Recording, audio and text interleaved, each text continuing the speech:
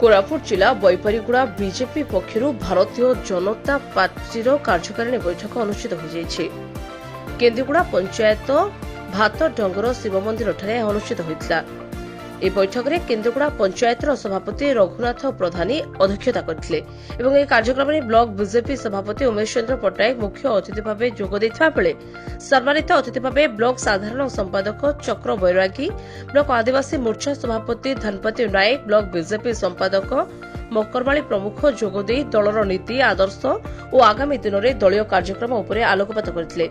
आयोजित कार्यकारिणी बैठक में केन्दुगुड़ा पंचायत प्राय 20 ऊर्ध्व युवक देशर प्रधानमंत्री नरेंद्र मोदी नीति आदर्श अनुप्राणित होई भारतीय जनता पार्टी में योगदान करथिले।